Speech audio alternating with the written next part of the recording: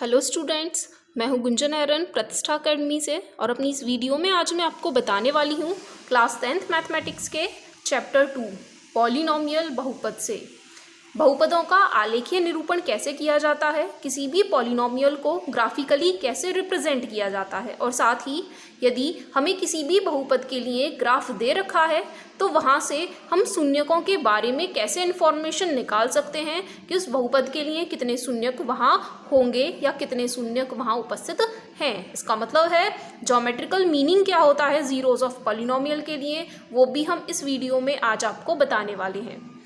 साथ ही इस वीडियो में हम जो मेनली बात करने वाले हैं वो रेखिक बहुपद, लीनियर पॉलिनोमियल तथा द्विघात बहुपद क्वाड्रेटिक पॉलिनोमियल के लिए करने वाले हैं। साथ में हम थोड़ी थोड़ी इन्फॉर्मेशन आपको क्यूबिक पॉलिनोमियल के लिए भी देंगे और एक जनरल पॉलिनोमियल के लिए भी बताने वाले हैं। तो शुरुआत करते हैं रेखिक बहुपद से।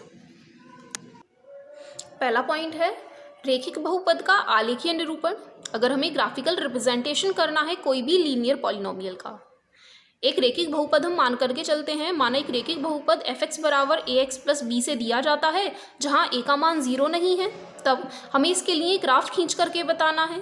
अब यहाँ ax प्लस b बराबर हम fx को y भी मान सकते हैं, तो हम कहेंगे यह जो हमें रेखिक बहुपद दे रखा है वो हो गया y बराबर ax प्लस b। इसका जो आलेख होगा वो हमेशा ही एक सरल रेखा होगी जो कि x अक्ष को केवल एक ही बिंदु पर काट रही होगी और उस बिंदु के निर्देशांक जहां वह x अक्ष को काट रही होगी दिए जा सकते हैं -b/a, 0 से। अब क्योंकि यह जो रेखिक बहुपद होता है वह x अक्ष को केवल एक बिंदु पर काट के जाता है, इसीलिए रेखिक बहुपद का केवल एक शून्यक होता है। क्योंकि यदि हमें कोई भी ग्राफ दे रखा है y बराबर ax प्लस b के रूप का, वह x अक्ष को जितने भी बिंदुओं पर काट रहे होंगे उतने ही उसके शून्यक होते हैं। रेखिक बहुपद केवल x अक्ष को एक बार काटता है, इसीलिए रेखिक बहुपद का केवल एक शून्यक होता है और वह जो शून्यक होता है वह दिया जाता है, यह जो हमने बिंदु प्राप्त किया है जहाँ पर वह x अक्ष को काट रहे थे उसके x निर्देशांक से। x निर्देशांक कितना है उस बिंदु का, वही कहलाता है उस रेखिक बहुपद का शून्यक। इसीलिए हमने लिखा है जो उस बिंदु का x निर्देशांक है जहाँ y बराबर ax प्लस b का ग्राफ x अक्ष को प्रतिच्छेद करता है। जैसे कि मान लीजिए यह हमें दे रखा है x अक्ष और यह दे रखा है y अक्ष। यहाँ हमने एक रेखिक बहुपद y बराबर ax प्लस b के लिए ग्राफ खींचा, y बराबर ax प्लस b के लिए हमने ग्राफ खींचा है जहाँ a का मान 0 नहीं है और माना यह इसे बिंदु -b/a, 0 पर काट करके जा रहे हैं और यह हो गया मूल बिंदु। इस तरीके से एक रेखिक बहुपद का ग्राफ x अक्ष को एक बिंदु पर काट करके जाएगा जिसके निर्देशांक दिए जाते हैं -b/a, 0 से। अतः रेखिक बहुपद का केवल एक ही शून्यक होता है। उसके बाद हम पढ़ेंगे द्विघात बहुपद के लिए आलेखीय निरूपण कैसे किया जाता है। द्विघात बहुपद का आलेखीय निरूपण, graph of a quadratic polynomial. मान के चलिए हमें एक द्विघात बहुपद दे रखा है साधारण रूप में ax² plus bx plus c, जहाँ a का मान 0 के बराबर नहीं है, तब उसके लिए हम संगत समीकरण मान सकते हैं। इसे y के बराबर रख दें, y बराबर ax² plus bx plus c। तब इसके लिए जो ग्राफ हम खींचते हैं वह या तो ऊपर की ओर खुला होता है इस तरीके से U आकार का, जिसे हम आकृति कहते हैं परवलयाकार आकृति, या फिर वह होता है नीचे की ओर खुला, या फिर वह हो सकता है नीचे की ओर खुला परवलयाकार आकृति के रूप में। यह जो ऊपर की ओर खुला होगा और नीचे की ओर खुला होगा वह इस बात पर निर्भर करता है कि जो समीकरण में a आ रहा है, x² का जो गुणांक आ रहा है वह धनात्मक है या फिर ऋणात्मक है। यदि वह धनात्मक है, 0 से बड़ा है, तो यह जो आकृति होती है ऊपर की ओर खुली हुई होती है। लेकिन यदि इसका गुणांक x² का गुणांक a का मान 0 से छोटा है, ऋणात्मक है, तब इसकी जो आकृति होती है वह नीचे की ओर खुली हुई होती है, नीचे की ओर आकृति की होती है परवलयाकार के रूप में। द्विघात समीकरण के लिए जो भी हम ज्यामितीय निष्कर्ष निकालते हैं उसके लिए 3 स्थितियां होती हैं। पहली स्थिति में हम कहेंगे जब ग्राफ x अक्ष को 2 बिंदुओं पर काट करके जाए, दो भिन्न बिंदुओं पर काटे, जिसे हम नाम दे सकते हैं ए और ए डैश। ए और ए डैश पर काटता है। कोई भी ग्राफ यदि एक्स अक्ष को दो भिन्न बिंदुओं ए और ए डैश पर काट करके जा रहा है, तो यहाँ दो स्थितियाँ हो सकती हैं फिर से, जैसे कि ऊपर सामान्य स्थिति थी, या तो वक्र ऊपर की ओर खुला होगा या फिर दिया गया वक्र नीचे की ओर खुला हुआ होगा। पहली स्थिति हमने बनाई है जब हमें वक्र दिया है y बराबर a x square plus b x plus c, जहाँ ए का मान 0 से बड़ा है। जब ए का मान 0 से बड़ा होगा तो इसका वक्र ऊपर की ओर खुला हुआ होगा। यह एक्स अक्ष को दो बिंदुओं पर काट करके जा रहा है, एक हो गया बिंदु ए और दूसरा बिंदु हो गया ए डैश। यहाँ यह अक्षों को प्रदर्शित कर रहे हैं, यह एक्स अक्ष हो गया, यह वाई अक्ष हो गया और यह हो गया हमारा मूल बिंदु। इसी तरीके से नीचे की ओर खुला हुआ वक्र प्रदर्शित कर रहा है y बराबर a x square plus b x plus c के लिए, जहाँ a का मान 0 से छोटा है। क्योंकि a का मान 0 से छोटा है इसीलिए इसका जो वक्र है वह नीचे की ओर खुला हुआ प्रदर्शित किया गया है। यह फिर से x अक्ष को दो बिंदुओं पर काट रहे हैं, हमने इन्हें नाम दे दिया a और a डैश। आप देख रहे हैं क्योंकि दिया गया वक्र x अक्ष को दो बिंदुओं पर काट रहा है, इसीलिए इस द्विघात बहुपद के कितने शून्यक हो सकते हैं? दो शून्यक हो सकते हैं। इस स्थिति में द्विघात बहुपद के दो शून्यक होंगे।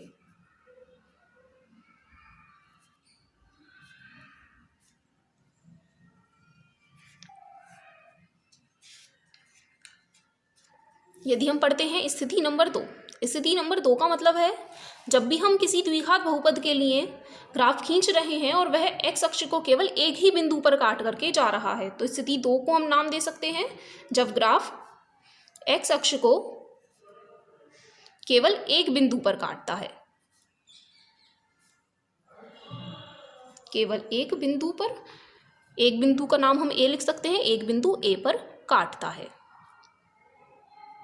एक बिंदु ए पर काटने का मतलब है कि उसके जो दोनों शून्यक हैं द्विघात बहुपद के वह एक ही बिंदु द्वारा प्रदर्शित किए जाते हैं, उसके जो दोनों शून्यक हैं वह बराबर बराबर हैं।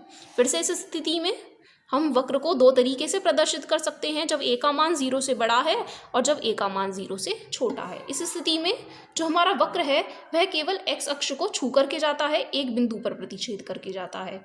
यह हो जाता है हमारा बिंदु ए, जबकि ए का मान 0 से बड़ा है। यह जो हमने वक्र खींचा है यह y बराबर a x square plus b x plus c के लिए है और साथ ही स्थिति एक्स स्क्वायर का गुणांक 0 से बड़ा है। जबकि दूसरी स्थिति में यह जो वक्र दिया जाता है यह एक्स अक्ष को फिर से एक ही बिंदु पर छू करके जा रहा है, यह हो गया हमारा बिंदु ए।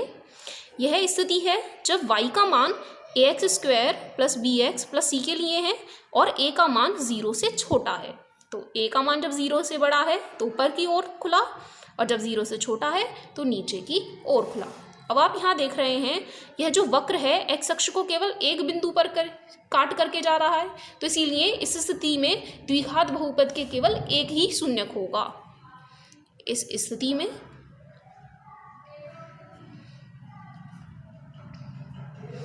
द्विघात बहुपद का केवल एक शून्यक, एक शून्यक है। एक शून्यक का मतलब है कि जो द्विघात बहुपद है इसके जो दोनों शून्यक हैं वो एक ही बिंदु द्वारा प्रदर्शित किए जाते हैं, दोनों के दोनों शून्यक बराबर बराबर हैं। तो इसलिए हम कह सकते हैं ये जो द्विघात बहुपद है इसके जो शून्यक हैं वह बराबर बराबर हैं, दोनों शून्यक बराबर बराबर हैं।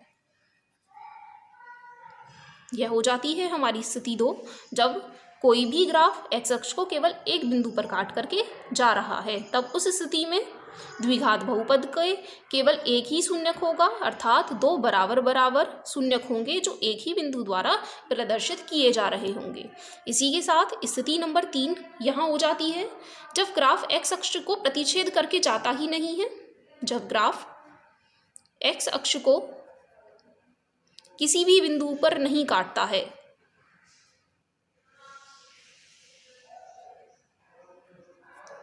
किसी भी बिंदु पर नहीं काटता है, इस स्थिति के लिए फिर से दो स्थितियां हो सकती हैं, एक बार ऊपर की ओर खुला और एक बार नीचे की ओर खुला वक्र। ऊपर की ओर खुला हुआ वक्र इस प्रकार से प्रदर्शित किया जाता है, वह एक्स अक्ष को किसी भी बिंदु पर छू करके नहीं जा रहा है, और यह हो जाती है दूसरी स्थिति। यह है जबकि द्विघात बहुपद ax² + bx + c में x² का गुणांक 0 से बड़ा है, और यह स्थिति हो जाती है जब a का मान 0 से छोटा है। अब क्योंकि यह जो ग्राफ है, यह जो वक्र हमने खींचा है, वह x अक्ष को किसी भी बिंदु पर छू करके काट करके नहीं जा रहा है, इसीलिए इस स्थिति में द्विघात बहुपद का कोई भी शून्यक नहीं होगा। इस स्थिति में कोई भी शून्यक नहीं होगा, कोई शून्यक नहीं होगा। उसके बाद हम यहाँ से निष्कर्ष निकाल सकते हैं इन तीनों सिचुएशन से। आपने देखा पहली स्थिति में या तो ग्राफ एक्स अक्ष को दो बिंदुओं पर काट रहा था, अर्थात उसके दो शून्यक थे। दूसरी स्थिति में जब ग्राफ एक्स अक्ष को केवल एक बिंदु पर काट रहा था, तो उस स्थिति में केवल उसके एक शून्यक थे। और तीसरी स्थिति होती है जब ग्राफ एक्स अक्ष को किसी भी बिंदु पर नहीं काटता है, अर्थात उसका कोई शून्यक नहीं है। तो अधिक से अधिक किसी भी द्विघात बहुपद के शून्यक हो सकते हैं, तो बाकी शून्यकों की संख्या एक भी हो सकती है, और ऐसा भी हो सकता है कि वह द्विघात बहुपद कोई भी शून्यक नहीं रख रहा हो। तो हम निष्कर्ष के रूप में कह सकते हैं कि घात 2 के किसी भी बहुपद के ज़्यादा से ज़्यादा 2 शून्यक हो सकते हैं। या आप नोट पॉइंट की तरह भी लिख सकते हैं। अतः घात 2 के किसी भी बहुपद के अधिकतम 2 शून्यक हो सकते हैं।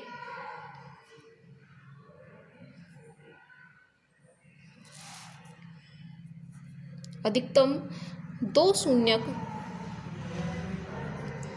हो सकते हैं।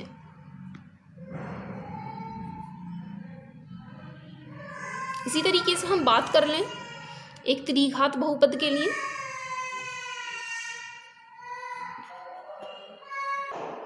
त्रिघात बहुपद क्यूबिक पॉलिनोमियल के लिए, जैसे कि द्विघात बहुपद के लिए ज़्यादा से ज़्यादा 2 शून्यक हो सकते हैं, उसी तरीके से त्रिघात बहुपद के लिए ज़्यादा से ज़्यादा 3 शून्यक हो सकते हैं। हो सकता है वह त्रिघात बहुपद 3 शून्यक रखता है, या 2 शून्यक रखता है, 1 रखता है, या फिर वह कोई भी शून्यक नहीं रखता है।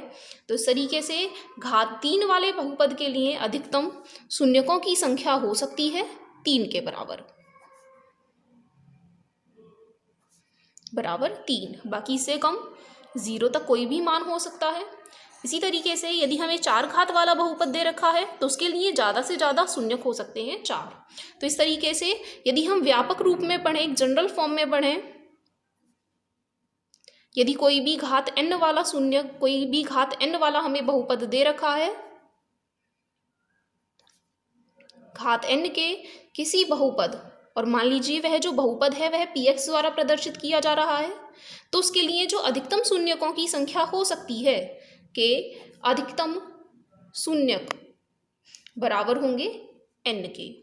अब यह जो शून्यक होते हैं यह प्रदर्शित किए जाते हैं कि वह x अक्ष को कितने बिंदुओं पर काट करके जा रहे हैं। यदि कोई शून्यक x अक्ष को 2 बार काट रहा है तो उसके 2 शून्यक हैं, 4 बार काट रहा है तो 4 शून्यक हैं। तो इसीलिए हम कह सकते हैं कि जो y बराबर px बहुपद दे रखा है, इसका जो ग्राफ है वह x अक्ष को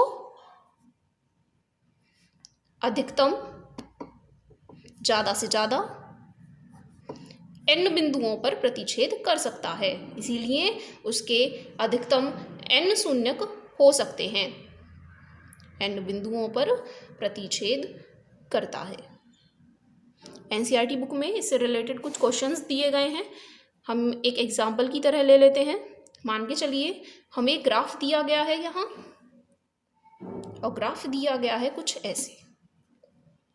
यह जो आकृति है यह हमें दे रखी है y बराबर px ग्राफ के पदों में। आकृति है y बराबर px का ग्राफ। हमें px के लिए शून्यकों की संख्या ज्ञात करके बतानी है। ग्राफ की मदद से शून्यकों की संख्या हमें ज्ञात करके बतानी है। अभी हमने पहले ही पढ़ चुके हैं, यदि y बराबर px के तरह का कोई भी हमें ग्राफ दे रखा है तो वह एक्स अक्ष को जितने भी बिंदुओं पर काट करके जा रहा होगा उतने ही उस बहुपद के लिए शून्यक होंगे। तो सबसे पहले हम यहाँ निकाल लें कि एक्स अक्ष को यह ग्राफ कितने बार काट रहा है। यह हमारा एक्स अक्ष होता है और यह हो गया वाई अक्ष। एक्स अक्ष पर प्रतिच्छेदन बिंदुओं को यदि हम देखें ग्राफ के लिए तो केवल हमें एक बिंदु दिखाई दे रहा है। अब क्योंकि यहाँ ग्राफ एक्स अक्ष को एक बिंदु पर काट रहा है इसीलिए शून्यकों की संख्या कितनी होनी चाहिए, 1 होनी चाहिए। इस क्वेश्चन का आंसर हम लिख सकते हैं शून्यकों की संख्या 1 है। क्यों 1 है? क्योंकि जो हमें ग्राफ दिया गया है वह एक्स अक्ष को केवल एक ही बिंदु पर प्रतिच्छेद करता है, केवल एक बिंदु पर प्रतिच्छेद करता है। इसीलिए इस ग्राफ के लिए शून्यकों की संख्या 1 है। यदि इसका ग्राफ इसे 2 बिंदुओं पर काट रहा होता तो उसके लिए शून्यकों की संख्या 2 होती। इसी तरीके से आप कुछ क्वेश्चंस प्रैक्टिस कर सकते हैं आप अपनी एनसीईआरटी टेक्स्ट बुक से, जैसे कि यहाँ दिया गया है एक्सरसाइज 2.1 एनसीईआरटी क्लास 10th में हमें क्वेश्चन दिया गया है किसी भी बहुपद px के लिए y बराबर px का ग्राफ नीचे आकृतियों में दिए गए हैं तो प्रत्येक स्थिति में px के शून्यकों की संख्या ज्ञात करके बताइए। जैसे कि हमें फर्स्ट पार्ट दिया है, यहाँ हमें एक सरल रेखा दे रखी है, हमें जांच करनी है कि यह जो दिए गए वक्र हैं वह x अक्ष को कितनी बार काट करके जा रहे हैं। जितनी बार यह x अक्ष को काट रहे होंगे उतने ही वहाँ शून्यकों की संख्या होगी। पहली स्थिति में x अक्ष पर वक्र के साथ कोई प्रतिच्छेदन बिंदु नहीं है, इसीलिए इस वक्र के लिए, इस ग्राफ के लिए शून्यकों की संख्या होगी 0। इस स्थिति में यह x अक्ष को एक बार काट करके गए हैं, इसीलिए यहाँ शून्यकों की संख्या बराबर होगी 1 के। यहाँ हम देखें x अक्ष को कितनी बार काटा गया है, 1, 2, 3, इसीलिए शून्यकों की संख्या बराबर होगी 3 के। नंबर 4 पार्ट में 1, 2, यहाँ 2 बार काट करके जा रहे हैं, इसीलिए शून्यकों की संख्या कितनी हो जाती है, 2। इसी तरीके से यहाँ 1, 2, 3, 4, एक्स अक्ष को 4 बार काटा है, इसीलिए शून्यकों की संख्या कितनी हो गई, 4। यहाँ पर 1, 2, 3, यहाँ पर यह केवल इसे छू करके जा रहे हैं, 1, 2, 3। जब यह एक्स अक्ष को 3 बार प्रतिच्छेद कर रहे हैं तो शून्यकों की संख्या कितनी हो जाती है, 3। इसी तरीके से आप अपनी कोई भी अदर बुक से इसी क्वेश्चनों को सॉल्व कर सकते हैं, उनका रिवीजन कर सकते हैं। अपनी आज की इस वीडियो में इतना ही। Thank you.